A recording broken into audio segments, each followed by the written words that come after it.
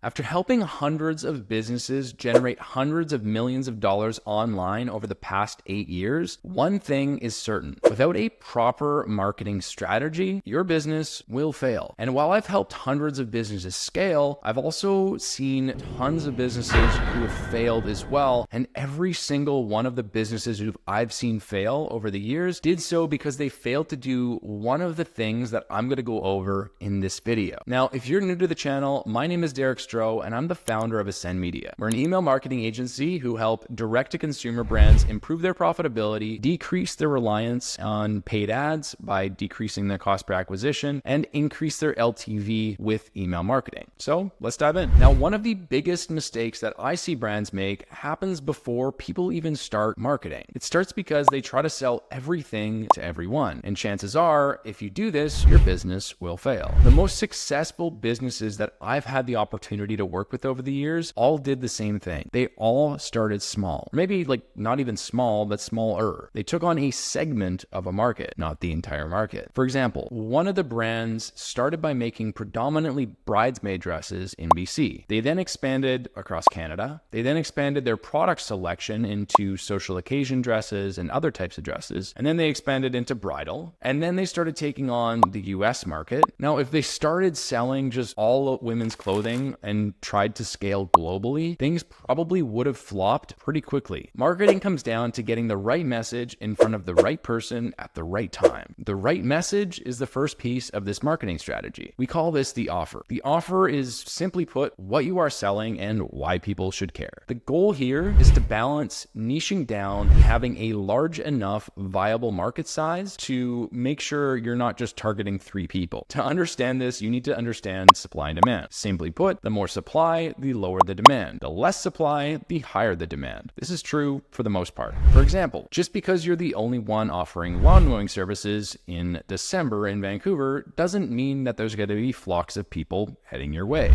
Once you've decided what you're selling, the next piece of the puzzle and step 2 is finding the right people. Within our agency, we call this the avatar. It's simply just a profile of your ideal customer, and our goal is to understand what makes them tick and why. This piece of the puzzle is absolutely crucial. For example, if you're a premium barber opening up in the hood, you're probably not going to do all that well. The avatar is so important because it's gonna dictate all of the rest of your marketing. Who you're speaking to, what you're saying, what colors you're using, what your ads look like, etc. We usually start with some basic questions like this. Who is your ideal customer demographically? What is their age? Where do they live? What's their gender? What's their income level? What are their pain points? Why do they need your product or service? Why are other products or services not up to snuff? What solution does your product or service provide to them? Who are they? What do they value? What are their values? What are their favorite brands? Even if you just answer a few of these questions, this is more than many business owners will ever do, and it'll help you connect with the right people. Now, the third piece here is really before you start getting in front of people, you need to start figuring out what your success will actually look like. Getting in front of people doesn't mean money. Getting eyeballs doesn't mean money. What is your objective? If everything goes perfectly according to plan, what does that look like for you? What needs to happen in order for that to happen? Within our agency, we call these KPIs, or key performance indicators. This is nothing new. You may have heard about this term before, but it's not just for big companies. Let's say I've got an agency that sells email marketing services for direct-to-consumer brands, and my target is to hit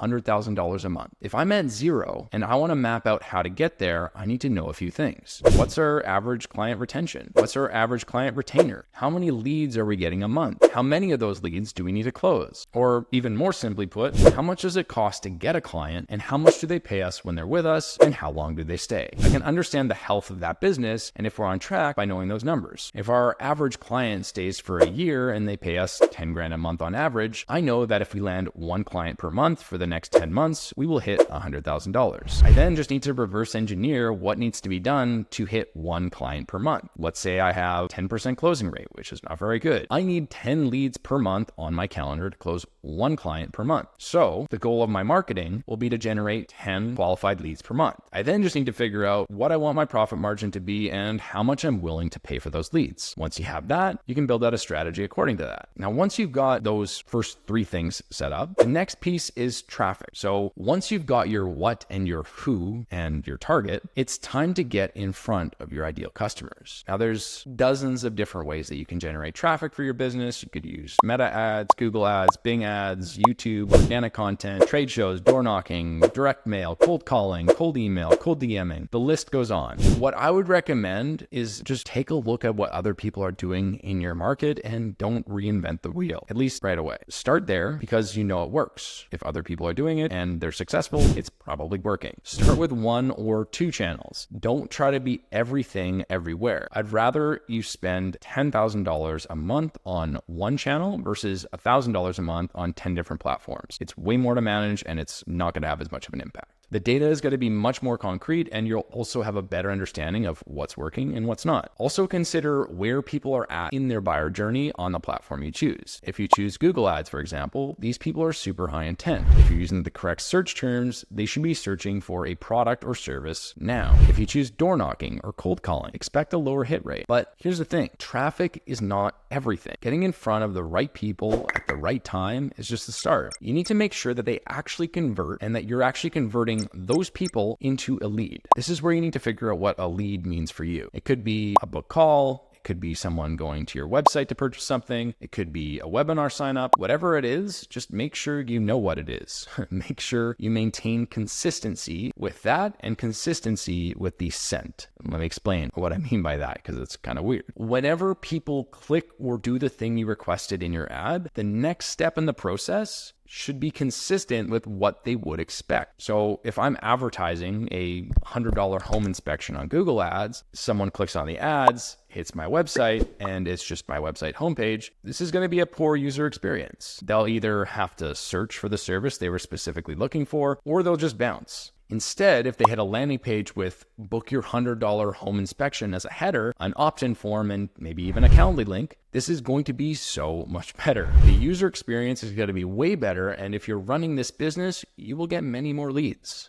Now, the reason I mentioned KPIs and the reason I mentioned that in step 3 is because they are absolutely crucial for your business. You need to know whether you're successful or not with your marketing. Without KPIs, you have no idea. 9 out of 10 of your campaigns are probably not going to work as expected, and this is where it's crucial to dive in and analyze results and understand why things didn't work. Understand what the biggest bottlenecks are. Understand where things can shift. And identifying the biggest bottleneck in your business can genuinely be the difference between a successful business and a failed business. What I mean by that, if you're wondering, ask yourself this. If you could change just one thing in your business that would completely change the course of your business, what would it be? And be as specific as humanly possible, not just revenue or something like that. If, for example, you know you need 50 leads a month in order to hit your target and you're only at 10, that is likely a bottleneck. But dig deeper. Why are you only getting 10 leads a month? If you're running ads, for example, this is really only going to boil down to a few things. Are you not getting enough eyeballs? Are you not getting enough clicks? Are you not getting enough conversions off of those clicks? Or like straight up, are you just not spending enough? If you determine that not enough people are converting, but you're getting a ton of clicks, why is that? Are they the right people? Is your ad saying one thing and your landing page saying something else? Do you have poor load times? Is there a website issue somewhere, etc.? The point here is dive into what your biggest problem is and fix one thing at a time. Be logical, and it can be very, very easy to become super emotional with your business. It's your baby after all, but be logical before you just say, oh, like Facebook ads don't work for me or marketing doesn't work for me. That's bullshit. It's a blanket statement and it's an easy escape out. So fix the things, don't just blanket statement things like that. That's one of the biggest red flags for me, honestly. If we're determining whether a business is a good fit for us, is just blanket statements like that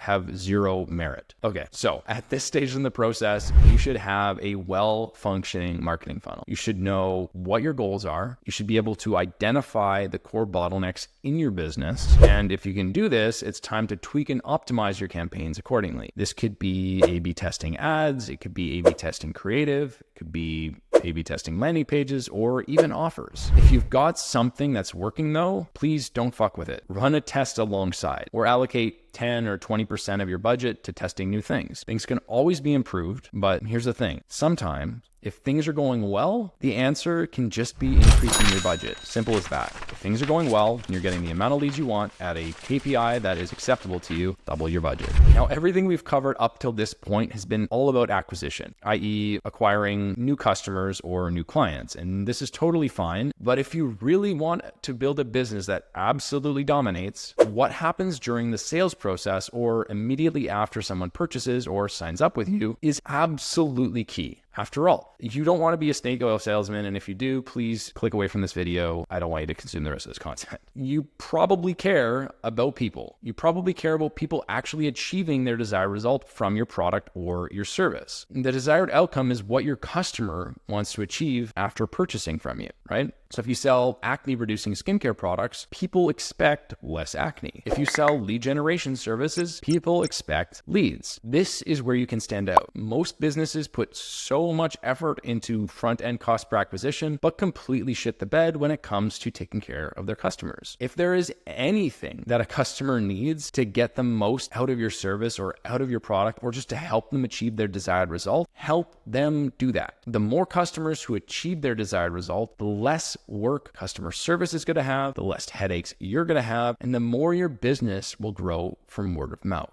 Now, once you've got the first 8 steps on lockdown, perfect. It's time to scale. If you're running ads, this could just be increasing your budget, kind of like what I mentioned before. If you're sending mailers, maybe it's sending to more people outside of your immediate area. But here's the other way to scale, selling more to existing customers. That's why step 8 is so important. If you can make sure people have a fantastic initial experience with you, when you launch something new, they will come flocking. Now, if you just follow all of these steps, you can build a 7-figure business, maybe even 8. It's how I've built 2 7-figure businesses and helped hundreds of other businesses scale to 7 and 8 figures. But one of the biggest levers that you can pull is introducing new channels to generate leads and sales. i.e., if you've got a really dialed system of lead generation or getting sales through Meta, look at where you can build out similar systems for organic or maybe for Google Ads. This is one of the biggest things that can help you scale from 7 to 8 figures. And it also provides a lot more stability in scaling because you're not just 100% reliant on one platform. Anyways, thank you so much for watching this video. If you did enjoy it, please like and subscribe. It really does help out a lot. And if you do have an e-commerce brand doing over $50,000 a month in revenue, I'd invite you to apply below to work with us. Thanks so much and have a great day.